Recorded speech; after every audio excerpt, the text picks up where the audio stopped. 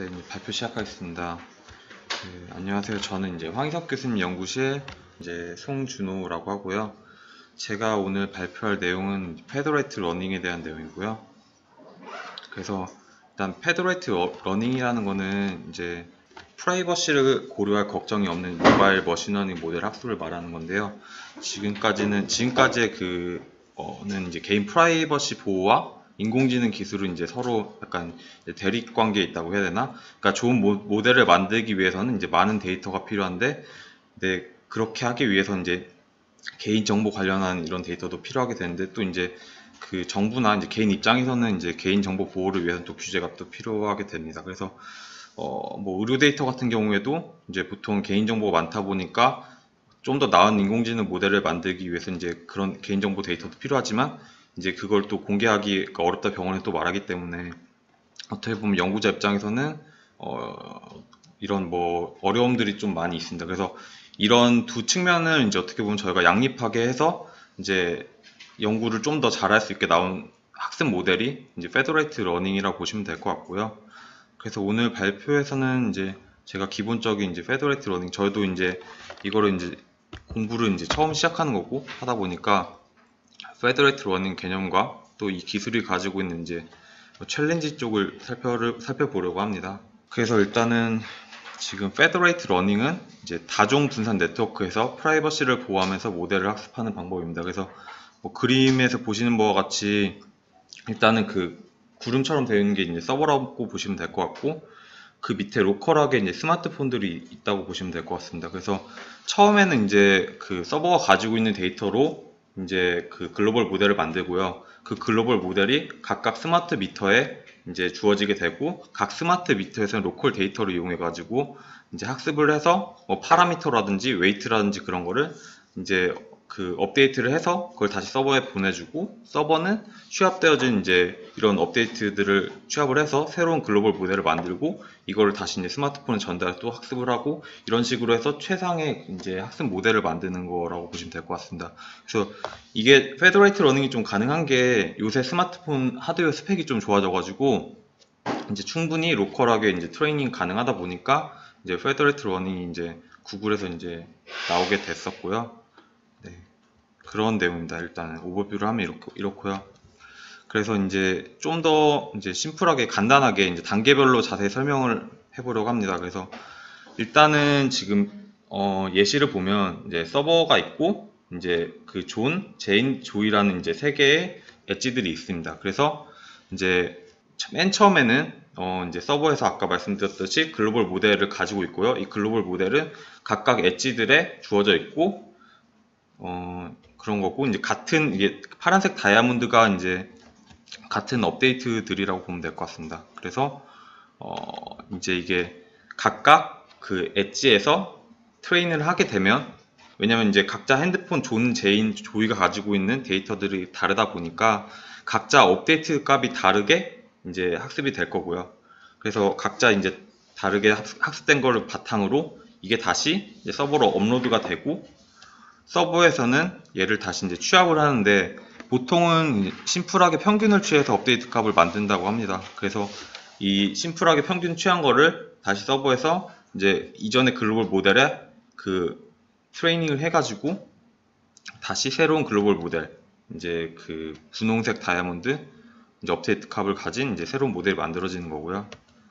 그래서 이제 또 다시 두 번째 글로벌 모델이 각각 디바이스에 다시 디플로이가 되고, 이제 또 다시 이제 트레이닝하는 그런 과정을 거치게 됩니다. 그래서 이런 식으로 계속 이터레이션을 해가지고 최종적으로는 그 기존 같은 경우에 모든 데이터, 이제 엣지들에 있는 모든 데이터를 서버로 클라우드 다 보내가지고 그걸 계속 서버에서만 이제 학습을 해가지고 최상의 모델을 만드는데, 이제 페더레이트 러닝 같은 경우에는 이제 각각 엣지들에서 트레이닝을 계속 해가지고 그냥 뭐 웨이트 값만 계속 그 업데이트를 해서 이제 최상의 모델을 만드는 그런 구조라고 보시면 될 것 같습니다. 그래서 이제 페더레이트 러닝이 왜 주목받는지 이제 말씀드리면, 이제 뭐 아까랑 약간 중복되긴 한데, 일단은 지금 스마트 미터 같은 경우에도 사진이랑 전화번호, 개인정보 많이 담고 있다 보니까 이제 프라이버시 문제에 민감하고, 이제 이거를 저희가 그대로 로우 데이터로 서버에 보내게 되면 이제 이거는 이제 저희가 중간에 유출이 된다든지 아니면 이제 서버 쪽에서 이제 해킹이 당할 수 있기 때문에 뭐 그런 거를 방지를 하기 위해서는 이제 로우 데이터를 저희가 다이렉트로 보내는 게 아니라 이제 로우 데이터 대신에 뭐 모델 파라미터라든지 그레디언트 같은 거를 이제 로우 데이터 대신에 서버로 보내서 이제 그 기존에 했던 디스트리뷰트 러닝 같은 그런 걸 이제 똑같이 진행을 하게 되는 거고요. 디스트리뷰트 러닝이라기보다는 어쨌든 기존에 저희가 이제 서버에서 진행하는 학습을 이제 진행할 수 있게 되는 겁니다. 그래서 일단은 페더레이트 러닝에서는 이제 제가 봤던 논문에서는 이제 그 페더레이티드 스토캐스틱 그레디언트 디센트 모델이랑 이제 페더레이티드 에버리징 알고리즘 모델이 있는데 크게 두 가지가 있고요.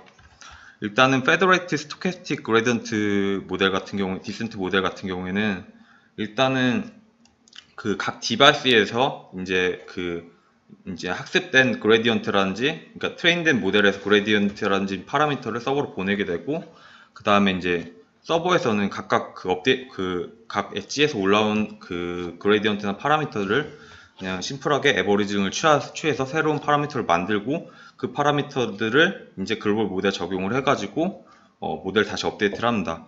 그래서 그 페더레이트 스토캐스틱 그레디언트 디센트 모델 같은 경우에는 되게 빈번하게 이제 디바이스랑 서버 간의 커뮤니케이션을 많이 진행을 하게 되고요.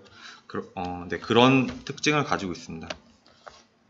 그래서 심플한 예를 보면 일단은 아까 봤던 것처럼 존, 제인, 조이라는 모델, 세 가지 디바이스가 있고요. 하나의 서버가 있다고 했을 때 각각 G1, G2, G3라는 이제 그레디언트 값이 있고요. 그레디언트 값을 이제 서버로 보내서 서버는 각각 그 세 가지 그레디언트 값을 에버리징을 취해가지고 이제 모델을 업데이트하는 그런 그 방식을 진행하게 됩니다. 그래서 지금 여기서 나오는 C 값 같은 경우에는 이 논문에서는 이제 그 랜덤 프랙션 오브 디바이스라고 해가지고 C가 1이면 이제 그 모든 디바이스를 쓰는 거고요. 이제 지금 3개 중에 2개를 썼다. 그러면 C가 비율 프랙션이다 보니까 0.66이 나오게 되는 거고요. 그래서 C 값에 따라서 이제 그 그레디언트 값이 이제 좀 달라지는 영향을 보여줍니다. 그래서 이런 식으로 진행하는 게 페더레이티드 스토캐스틱 그레디언트 디센트 모델이고요. 그 다음에 이제 사실은 아까는 그레디언트를 했는데 그레디언트 대신에 뭐 파라미터를 보내도 됩니다. 그래서 똑같이 파라미터를 보내서 그 에버리징을 취해서 이제 서버에 그 파라미터를 업데이트하는 그런 것도 가능하고요. 그 다음에 이제 그 페더레이티드 에버리징 알고리즘 모델이 있는데 이거 같은 경우에는 사실 지금 그 페더레이티드 그 스토캐스틱 그레디언트 디센트 모델 같은 경우에는 지금 모든 데이터를 써가지고 뭐 미니 배치를 적용한 게 아니고요. 모든 데이터를 써가지고 진행하다 보니까 빈번하게 저희가 뭐 왜냐면 학습을 하려고 하면 이제 빈번하게 이제 커뮤니케이션 해야 되고 일단 정확도 측면에서 조금 떨어지는 걸 보여진다고 합니다. 그래서 이제 그 페더레이티드 에버리징 알고리즘 같은 경우에는 이제 미니 배치 저희가 많이 쓰는 미니 배치를 적용을 해서 페더레이트 러닝을 하자라는 게 이제 이거 두 개의 큰 차이점이고요. 그래서 이제 뭐 나머지 건 똑같고 다른 점이라고 하면 그냥 이제 미니 배치를 이용했다. 네, 그거라면 볼 수 있을 것 같고, 그 다음에 차이점이 이제 less communication, 이제 그 페더레이티드 스토캐스틱 SGD 모델보다는 커뮤니케이션 레벨이, 그러니까 그 빈도가 낮다. 커뮤니케이션 빈도가 낮아야 되는 이유는 저희가 이제 커뮤니케이션이 많다 보면 이제 뭐 코스트가 많이 든다든지 아니면 그 도중에 뭐 에러가 발생할 경우가 많아지기 때문에 이걸 최대한 줄이는 게 어떻게 보면 페더레이트 러닝에서는 주된 그 목표 중에 하나고요. 그리고 이게 그 FEGA, 그러니까 페더레이티드 에버리징 알고리즘 같은 경우에는 옵티멀한 하이퍼 파라미터를 찾는 게 되게 중요합니다. 그래서 하이퍼 파라미터를 저희가 옵티멀하게 찾지 못한다고 하면 그 페더레이티드 스토캐스틱 그레디언트 디센트 모델보다 성능이 또 나쁘게 나오는 경우도 있습니다. 그래서 사실은 이제 그 지금 여기서 페더레이티드 에버리징 알고리즘 같은 경우에는 2가 지금 F치고 그 B가 배치 사이즈인데 2가 F치가 1이고 배치 사이즈가 무한대일 경우에는 사실 그 페더레이트 에버리지 알고리즘이랑 페더레이트 스토캐스틱 그레디언트 디센트 모델이랑 이제 같다라고 보시면 되고요. 그 이제 미니 배치를 어떻게 적용을 하냐에 따라서 이제 페더레이트 알고리즘 모델이 좀 달라지는 겁니다. 그래서 이제 진행하는 거는 그냥 똑같이 웨이트를 이제 각각 엣지에서 저희가 취해가지고 그거를 업로드해서 서버에서 에버리징 취해가지고 파라미터를 만드는 건 동일하고요. 그냥 이제 어떻게 보면 이제 F치랑 그 배치를 어떻게 저희가 잘 세팅을 하느냐 그거의 차이가 있습니다. 그래서 그냥 이게 결과값인데요. 일단은 지금 이 논문에서 결과값은 엠니스트 데이터랑 이제 그 섹스피어 데이터를 사용했는데 이제 엠니스트는 일단 숫자 구별한 데이터고 섹스피어는 이제 어떻게 보면 프레딕션 데이터라고 보시면 될 것 같습니다. 프레딕션 하는 데이터라고 하는데 일단은 엠니스트 데이터 쪽을 살펴보면 타겟으로 이제 CNN으로 99% 정확도를 타겟으로 잡았고 그 다음에 여기 보시면 일단 첫 번째 같은 경우에 그 SGD 같은 경우에는 아까 말씀드린 것 같이 이 값이 1이고 B가 무한대일 경우에를 이제 SGD를 나타내는 거고 그 다음에 이제 IID 같은 경우에는 저희가 잘 아는 것처럼 그 Independent Identical Distributed라고 해가지고 이제 데이터가 균등하게 분포가 되어 있는 경우를 말하는 아주 이상적인 경우고 넌 IID 같은 거 이거 반대를 생각하시면 될 것 같습니다. 그래서 사실 프랙티컬하게 봤을 때는 이제 모든 실생활은 넌 IID죠. 그래서 사실은 결과값을 본다고 하면 IID보다는 넌 IID를 보시면 될 것 같고요. 그 다음에 이제 여기 나온 이제 넘버 같은 경우에는 커뮤니케이션 그 빈도입니다. 그래서 이게 작을수록 좋은 겁니다. 작을수록 좋은 거고 커뮤니케이션 빈도가 작다는 거는 어떻게 보면 속도 측면에서 더 빠르다는 걸 보실 수 있습니다. 왜냐면 이제 저희가 원하는 성능의 모델을 만들기 위해서 몇 번만 왔다 갔다 한다고 하면 그 성능이 나오는 거기 때문에 속도 측면에서도 더 빠르다고 보실 수 있고요. 그래서 SGD랑 이제 그 AVG랑 이제 저희가 비교를 했을 때 이제 어떻게 하이퍼 파라미터를 저희가 세팅을 하느냐에 따라서 SGD보다는 나빠질 수도 있고요. 좋아질 수도 있는 겁니다. 그래서 여기서 이 논문에서 옵티멀하게 세팅한 거는 이 값이 20이고 B가 10일 때 이제 그 SGD보다는 2.8배 속도가 더 빠르다라는 걸 이제 확인한 거고요. 그 섹스피어 데이터 같은 경우에도 똑같이 이제 진행을 했고요.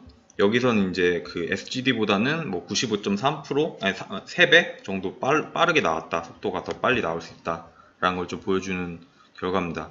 그리고 여기에는 좀 그러니까 제가 여기 넣진 않았는데 AVG나 SGD 이제 테스트 어큐러시도 이 논문에서 진행을 했었는데 어큐러시 측면에서도 AVG가 좀 더 높은 거를 확인했고요. 그 다음에 이제 이 그래프 같은 경우에는 지금 보셔야 될 게 파란색이 지금 SGD인데 저희가 보통 사용하는 모델이라고 보시면 될 것 같습니다. 저희가 일반적으로 기존에 사용하던 모델이고 그 나머지 건 이제 페더레이트 러닝을 적용한 값인데 테스트 어큐러시 값인데 일단은 테스트 어큐러시 같은 경우에는 그냥 SGD를 저희가 썼을 때가 가장 좋고요.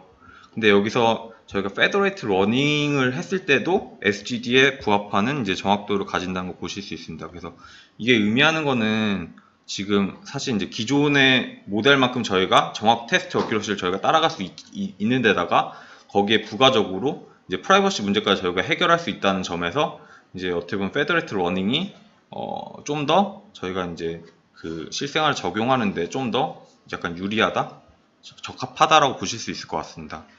네, 그래서 네, 그런 거고요.